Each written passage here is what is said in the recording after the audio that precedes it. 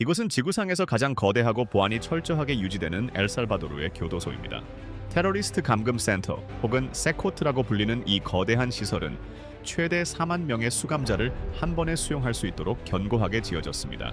이 시설의 주요 임무는 사회의 가장 위험한 범죄자들을 완벽하게 격리하는 것이며, 이곳에 들어온 대부분의 사람들에게 이곳은 절대 살아서 나갈 수 없는 영원한 감옥이 됩니다. 이곳의 두꺼운 벽 안쪽에는 단 한 명에서부터 10명 혹은 50명 이상의 무고한 사람들의 목숨을 잔혹하게 앗아간 자들이 갇혀 있습니다. 이들은 MS-13이나 바리오 18과 같은 극악무도한 폭력 범죄 조직의 핵심 일원들입니다. 이제 이들은 더 이상 우리와 같은 평범한 사람으로 여겨지지 않으며, 엘살바도르는 전체 인구가 600만 명에 불과한 작은 국가이지만 아이러니하게도 지구상에서 가장 거대한 규모의 교도소를 필요로 했습니다. 이러한 극단적인 조치의 필요성은 한때 국가 전체를 끔찍한 공포로 지배했던 범죄 조직들의 어두운 역사에서 비롯되었습니다.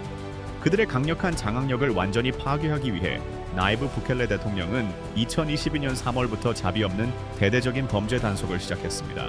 그 후 16개월 동안 정부 당국은 전체 성인 인구의 약 2%에 달하는 7만 명 이상의 사람들을 무더기로 체포하여 구금했습니다.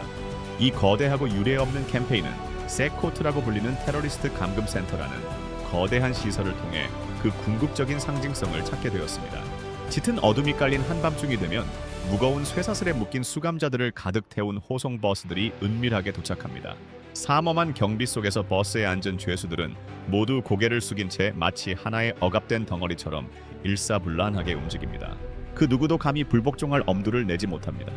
불과 24시간 만에 그들의 삶은 영원히 바뀌어버리며, 그들은 자신들의 인생에서 자유가 완전히 사라졌음을 뼈저리게 깨닫게 됩니다. 테콜루카에 위치한 이 최고 보안 시설은 탈옥의 가능성이 아예 없도록 완벽하게 설계되었습니다. 이 교도소의 소장조차 수감자들을 평생 감옥에 갇혀 지내야 할 운명을 선고받은 사이코패스라고 공개적으로 부릅니다. 지옥보다 더 끔찍한 이곳에서 바깥으로 탈출한다는 것은 절대 불가능한 일입니다. 세코트라고 알려진 이 시설은 일반적인 교도소의 개념을 훨씬 뛰어넘습니다. 이곳은 410에이커에 달하는 거대한 요새로서 수감자들의 모든 희망을 지워버리며, 한 번 들어온 사람은 절대 살아서 나갈 수 없도록 엄격하게 설계되었습니다. 새로 도착한 모든 수감자들은 얼굴을 복면으로 가린 교도관들에게 철저한 전신 신체 검사를 받아야만 합니다. 바깥 사회에는 여전히 범죄 조직이 활동하고 있어 교도관이라는 직업이 극도로 위험하기 때문에 이들은 얼굴을 반드시 숨겨야만 합니다.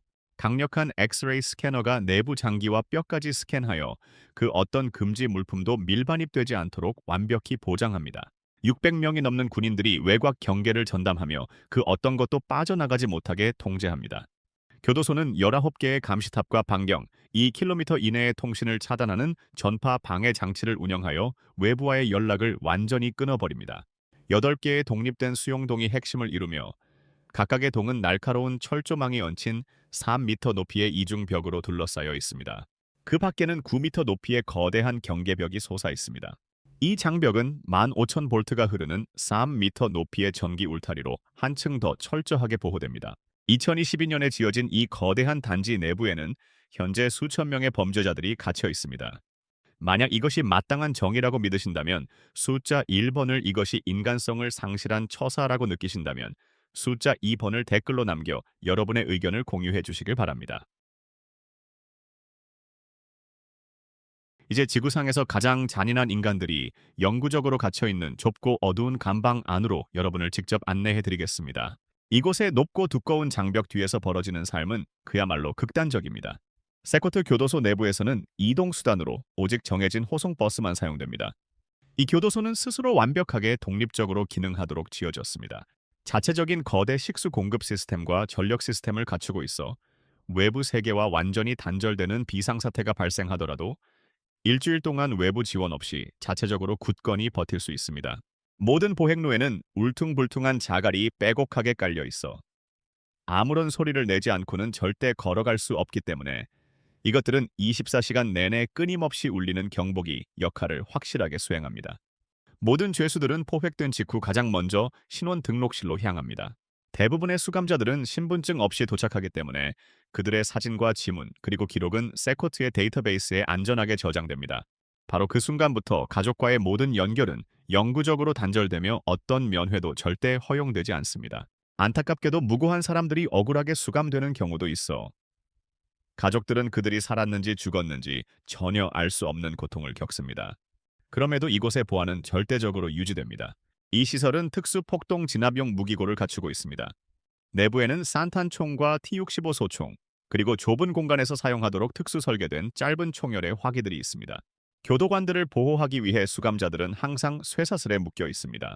강력한 보안 장비에는 헬멧과 방패, 그리고 방탄조끼와 팔다리 및 목을 보호하는 장비가 포함됩니다. 단 한 명도 탈옥한 적이 없지만 수감자들은 일상적인 물건도 쉽게 무기로 바꿀 수 있기 때문에 교도소는 항상 완벽한 준비 태세를 유지합니다. 여기까지 시청해 주셨다면 저희 영상이 마음에 드셨다는 뜻이기에 매우 기쁩니다. 주저하지 마시고 친구들에게 이 영상을 공유하여 저희를 응원해 주시기를 바랍니다. 스마트폰으로 시청 중이시라면 좋아요 버튼에서 멈추지 마시고 바로 아래에 있는 열광하기 버튼도 꼭 눌러주시길 부탁드립니다. 이는 제가 약간의 추가 수입을 얻는데 정말 큰 도움이 됩니다. 생활 환경이 의도적으로 가혹하게 만들어진 감방 안으로 들어가 봅니다. 이 사람들은 결코 끝나지 않는 형기를 복역 중입니다. 그 누구도 살아서 나갈 수 없습니다. 각 수용동에는 32개의 감방이 있으며 자연광이 전혀 없이 꺼지지 않는 인공 조명만 비추는 탓에 공기는 숨 막힐 듯 답답합니다. 모든 감방은 80명에서 150명의 수감자를 수용하며 한 사람당 주어진 공간은 고작 0.5제곱미터에 불과합니다. 각 감방의 가장 안쪽 구석에는 80명이 훨씬 넘는 사람들이 함께 사용해야 하는 단 2개의 변기가 전부입니다. 수도꼭지를 틀면 나오는 흐르는 물도 없습니다. 목욕과 용변은 플라스틱 바가지와 다 함께 쓰는 공용 물탱크를 이용해 똑같은 좁은 장소에서 해결해야만 합니다. 수감자들은 푹신한 베개나 매트리스 하나 없이 얇은 흰색 시트만 깔린 다층 철제 침대 위에서 잠을 청해야 합니다. 하루 종일 그들은 대형 냉동고에 차곡차곡 쌓인 물건처럼 가만히 누워 있어야만 합니다. 감방 안에 날카로운 물건을 몰래 숨기는 것을 원천적으로 차단하기 위해 이 주일마다 의무적으로 머리를 아주 짧게 깎으며 어떠한 형태의 머리카락이나 수염도 기르는 것은 일절 허용되지 않습니다. 제3동과 제4동에는 약 2,500명의 수감자가 갇혀 있습니다. 대부분은 젊은 나이임에도 수백 명의 죽음에 책임이 있는 등 역사상 가장 악명 높은 범죄자들을 능가하는 끔찍한 범죄와 연관되어 있습니다. 이들은 모두 똑같은 흰색 셔츠와 반바지, 그리고 슬리퍼 차림이며 개인 소지품은 전혀 허용되지 않습니다. 질문을 하는 것도 금지됩니다. 만약 수감자들이 입을 열려고 하면 가혹한 처벌이 따르며 그들 역시 그 사실을 잘 알고 있습니다. 솔직히 말해서 단 2개의 화장실을 공유하며 햇빛도 없는 방에서 80명의 사람들과 하룻밤을 버틸 수 있으시겠습니까? 끝까지 버틸 수 있다고 생각하시면 네 라고 댓글을 남겨주시고 당장 포기할 것 같다면 아니요 라고 댓글을 남겨주시면 감사하겠습니다. 심리전은 식단에서도 계속됩니다. 수감자들은 매일 3번의 식사를 제공받는데 콩을 곁들인 밥이나 면을 곁들인 밥이 전부입니다. 마실 것만 바뀔 뿐 음식은 항상 똑같습니다. 이 식단은 단백질이 전혀 없이 의도적으로 영양이 부족하게 계획되었습니다. 그들은 맨손으로 밥을 먹어야 하며 반납하기 전에 식판을 깨끗하게 닦아야만 합니다. 맞은편에는 교도소에서 가장 잔인한 장소인 독방 감금실이 있습니다. 규정을 위반한 수감자들은 이곳에 최대 15일 동안 갇히게 됩니다. 오직 어둠뿐이며 시간 개념도 없고 침대도 없이 차가운 콘크리트 바닥만 있을 뿐입니다. 물통 옆에는 더러운 병이가 놓여 있고 좁은 틈새로 공기가 들어옵니다. 그물망 구멍은 음식 배달과 감시 용도로만 사용됩니다. 독방에 갇히면 수감자들은 자기 손조차 볼 수 없습니다. 그들은 그 안에서 완전히 무너져 내립니다. 교도소 관계자들에 따르면 과거 남의 생사를 좌지우지했던 자들에게는 이러한 붕괴가 필수적이라고 합니다. 그들이 신의 용서를 구할 수는 있겠지만 이곳에서는 먼저 엄격한 정의가 집행되어야만 합니다. 이 수감자들은 한때 수십 년 동안 엘살바도르의 동네를 통제했던 MS-13과 바리오 18 조직의 일원들이었습니다. 이 두 라이벌 조직은 수년 동안 주민들의 돈을 갈취하고 국민들에게 엄청난 고통을 안겨주었습니다. 대부분의 수감자는 조직에 대한 충성심과 서열을 나타내기 위해 얼굴을 포함한 온몸에 문신을 새기고 있습니다. MS-13의 경우 문신에는 이니셜이나 숫자 13이 자주 포함됩니다. 바리오 18 조직원들은 숫자 18이나 세 숫자를 더해 18이 되고 악마를 상징하는 666 또는 로마 숫자와 같은 기호를 사용합니다. 얼굴에 범죄 조직 문신이 있다는 것은 그들이 가장 무자비하고 서열이 높은 핵심 인물임을 분명하게 보여줍니다. 거리에서 이런 사람과 마주치는 것은 죽음과 직접 마주하는 것과 같았습니다. 각각의 기괴한 문신들은 소름 끼치는 폭력과 범죄의 이야기를 생생하게 담고 있습니다. 거미줄 모양의 문신은 범죄자가 엄정한 정의의 그물에 단단히 걸려들어 교도소에서 아주 긴 형기를 복역하고 있음을 은유적으로 의미합니다. 악마의 뿔 문신은 이 잔혹한 범죄자들이 끔찍한 악마를 숭배하고 있다는 사실을 명확히 보여주는 매우 어두운 상징이었습니다. 심지어 그들 중 일부는 자신들이 저지른 끔찍한 행위들이 악마의 직접적인 명령을 받아서 수행한 것이라고 뻔뻔하게 주장하기도 했습니다. 눈가에 새겨진 눈물방울 문신은 그 사람이 다른 누군가의 생명을 직접 끝냈다는 무서운 사실을 의미합니다. 눈물방울의 정확한 개수는 그들이 지금까지 얼마나 많은 사람들을 죽였는지 그대로 나타냅니다. 만약 3개의 눈물방울이 있다면 그것은 너무나도 많은 사람을 죽여서 이제는 그 숫자조차 다 헤아릴 수 없음을 섬뜩하게 뜻합니다. 가면이나 광대 문신과 함께 새겨진 지금은 웃고 나중에 울어라 라는 문구는 지금의 고난 앞에서는 굳세게 버티고 그에 대한 대가는 나중에 치르겠다는 명확한 메시지를 전달합니다.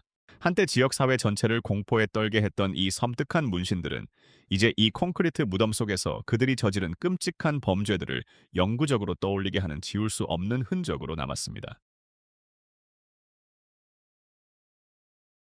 위를 올려다보면 수감자들의 감방 위쪽 높은 곳에서 교도관들이 끊임없이 그들을 감시하는 통로가 보입니다. 촘촘하게 연결된 카메라 시스템이 24시간 내내 모든 구석을 지켜보며 어떤 일도 놓치지 않도록 철저히 통제합니다. 수용시설은 감시를 위해 낮과 밤을 가리지 않고 항상 불을 켜둡니다. 해가 저문 후에도 조명은 꺼지지 않으며 수감자들은 끝없는 관찰의 대상이 됩니다. 일주일에 한 번 소수의 수감자 그룹만이 삼엄한 경비 속에서 성경 공부와 운동을 위해 밖으로 나갈 수 있습니다. 이 짧은 휴식 시간 동안 단 한 번의 불미스러운 일도 일어난 적이 없습니다. 과거의 극심한 공포와 폭력으로 지역사회 전체를 쥐락펴락했던 자들이 이제는 허락 없이는 단 한 발자국도 움직일 수 없는 처지가 되었습니다. 모든 수감자가 동시에 밖으로 나갈 공간이 부족하기 때문에 외출은 교대제로 이루어집니다. 감방에서 나올 때 일부 수감자들은 감시 카메라를 향해 입 모양으로 메시지를 전달하려고 애씁니다. 이는 장벽 밖에서는 자신들의 조직이 여전히 힘을 가지고 있다는 것을 증명하려는 절박한 몸짓입니다. 정보국의 보고서에 따르면 범죄 조직들이 민간인들을 향해 보복을 시도할 가능성이 있다고 합니다. 이에 대해 정부는 범죄 조직이 무고한 사람들에게 보복을 가한다면 수감자들에게 단 한 톨의 쌀도 제공하지 않겠다는 강력한 경고를 내렸습니다. 이 교도소는 인간성을 완벽하게 말살하는 원칙에 따라 운영됩니다. 수감자들에게는 이름이 없고 오직 번호만 주어집니다. 그들에게는 소유물도 사생활도 희망도 존재하지 않습니다. 끊임없이 켜져 있는 조명은 자연스러운 수면 주기를 방해하여 영원한 혼란 상태를 만들어냅니다. 인구 과밀 상태는 개인적인 공간이라는 개념을 과거의 사치로 만들어버렸습니다. 세코트의 모든 요소는 인간의 의지를 완전히 꺾어버리도록 치밀하게 설계되었습니다. 세코트 교도소에서 근무하는 교도관과 직원들에게는 엄청난 헌신과 용기가 필요합니다. 이곳에서 일하는 경찰관들은 시설 내부의 기숙사에서 긴 교대 근무 시간 동안 휴식을 취합니다. 그곳에는 수염을 깎고 제복을 다림질할 수 있는 특별한 공간이 마련되어 있어 국가의 권위를 상징하는 단정한 모습을 유지할 수 있습니다. 교도소 내부의 체육관은 경찰관들이 위험한 상황에 대처하는데 필수적인 체력을 기르는 데 큰 도움을 줍니다. 세코트를 둘러싸고 있는 9m 높이의 거대한 장벽에는 전기가 흐르는 철조망이 설치되어 있으며 교도관들은 약 50m 간격으로 세워진 보안탑에서 끊임없이 주위를 경계합니다. 전기 시스템은 여러 공급원과 연결되어 있어 단 1초의 정전도 허용하지 않습니다. 또한 다른 나라에서 발생했던 물을 오염시키거나 독을 타는 시도를 방지하기 위한 조치와 함께 일주일치 식수를 공급할 수 있는 대형 물탱크도 갖추고 있습니다. 일부 교도관들은 이토록 삭막한 환경에서 일하는 탓에 악몽을 꾸거나 불안감을 느낀다고 호소합니다. 반면 다른 교도관들은 위험한 범죄자들로부터 사회를 안전하게 보호하고 있다는 사실에서 큰 보람을 찾기도 합니다. 이들의 역할이 가진 도덕적인 복잡성은 세코트의 존재 이유와 운영 방식에 대해 던져지는 폭넓은 의문들을 그대로 반영하고 있습니다.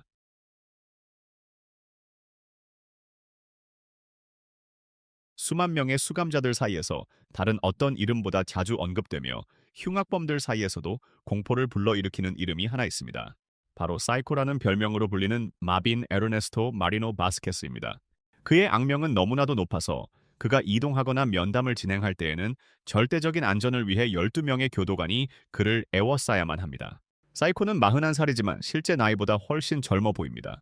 차분한 태도 뒤에 숨겨진 그의 차가운 시선은 마치 죄책감이 피부에 깊게 새겨진 듯 소름 끼치고 굳은 기운을 내뿜습니다. 온몸을 덮고 있는 문신에 대해 묻자 그는 태연하게 팔을 들어 올리며 세계에서 가장 악명 높은 조직 중 하나의 징표인 MS-13을 보여줍니다. 그는 2004년에 조직에 들어갔지만 범죄의 길로 빠져든 것은 11살이라는 훨씬 이른 나이였습니다. 모든 것은 극심한 가난과 방치에서 시작되었습니다.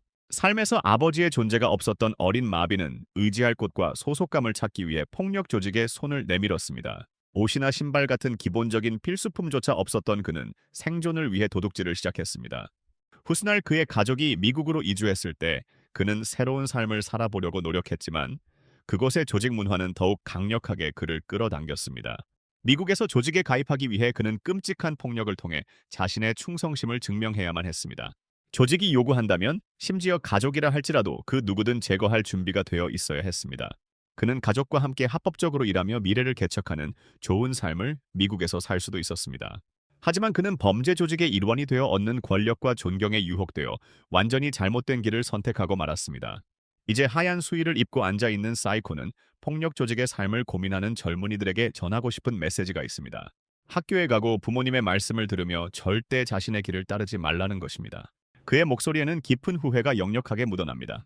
지금까지 몇 명의 목숨을 앗아갔느냐는 직접적인 질문에 그는 소름 끼치도록 무거운 침묵으로 답하며 그가 저지른 범죄의 깊이가 얼마나 상상할 수 없는 수준인지 보여줍니다. 지금 그를 가장 괴롭게 하는 것은 혹독한 교도소 환경이나 세코트에서 결코 살아서 나갈 수 없다는 끔찍한 사실이 아닙니다. 바로 가족을 다시는 볼 수 없다는 절망감입니다. 그가 아들을 마지막으로 본 것은 아이가 고작 5살 때였습니다. 이제 그 아이는 아버지 없이 자라 21살의 청년이 되었습니다. 사이코의 가장 큰 소원은 언젠가 아들을 다시 만나 아버지처럼 살지 말라고 말해주는 것입니다. 그가 말할 때 그의 눈에는 진정한 뉘우침과 영적인 깨달음이 스쳐 지나갑니다. 마비는 이제 자신의 유일한 삶의 목적이 스스로를 변화시키고 신을 찾으며 자신이 저지른 모든 일에 대해 용서를 구하는 것이라고 말합니다.